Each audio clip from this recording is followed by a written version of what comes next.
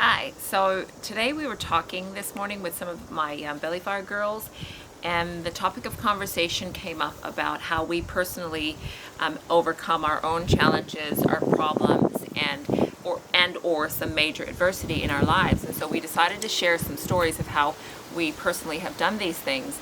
And so I wanted to share the story I told, which was to do with probably the most pivotal moment, I'd say, in my life, that helped me get through not just that current situation, but every situation of major adversity that I can think of through the rest of my life. Now, when I was 15 years old, I can remember specifically, and this is like vividly, standing on the porch of my parents' house, and they lived in Hawaii, and it was raining, and I remember the smell. If you've ever been to Hawaii, you know that the smell of the rain on the grass and in the trees has a very unique and strong smell, and I can still smell it.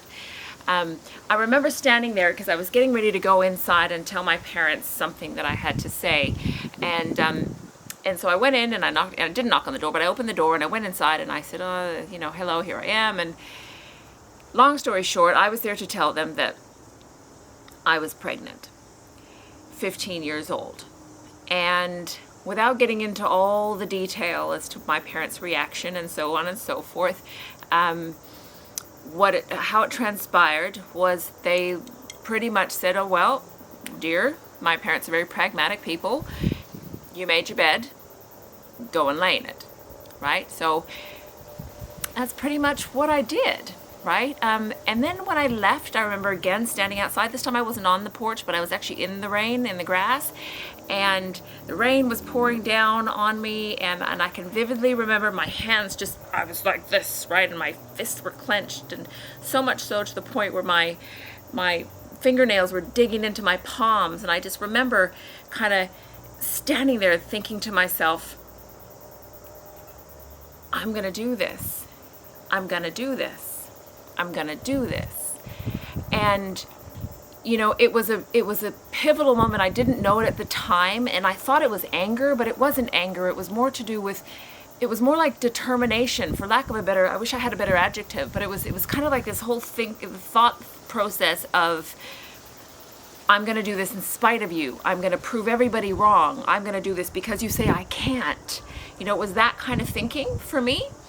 And those were the things that kept going through my mind, the feeling in my stomach, the pit in my stomach as I stood there, the smell of the rain, the heat and humidity, my fingernails clenched into my palms. All of these things created a reference point for me, whereby I could look back and unknowingly for periods in my life would look back to that moment again and go, if I could do that, I can do this. You know what I mean? I went on eventually to, fortunately for me, my husband at the time, who was also 16, all credit to him, we got married and we had this baby, a beautiful baby boy who's now 31 years old, bless. And he, I went back to high school. I worked in a supermarket. My husband worked as a laborer on a building site, and at night he delivered pizza. When I got my health training, and I went to tertiary education, and I trained in health, and I remember going to the hospital and taking shifts, putting my hand up, taking shifts whereby I could bring my baby with me at night because he could sleep in the cot while I worked the hospital ward.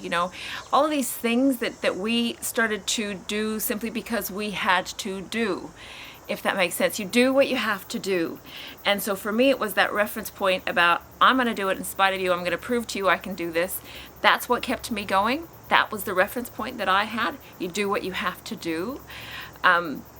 Eventually we moved to New Zealand together, and I had another baby at 20. I know, very early girl.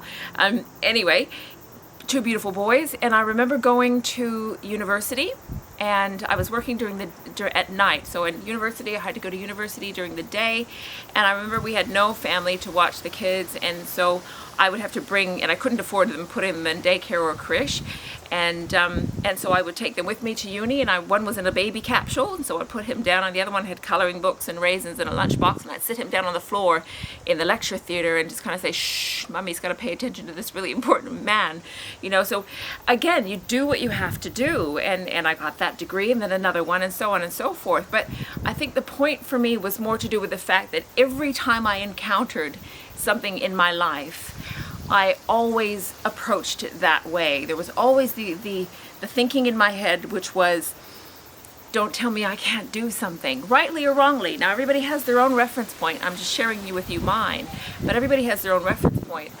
For me, it was, I'm going to do this in spite of what you say. I can do this in spite of what you say. Don't tell me I can't do it, because that just makes me want to do it 10 times more and take photos while I'm doing it. My friends will tell you about this. This is something I do. So everyone has that reference point in terms of how they overcome things that are adversity and things that are holding them back or perceived as blocks and challenges and barriers.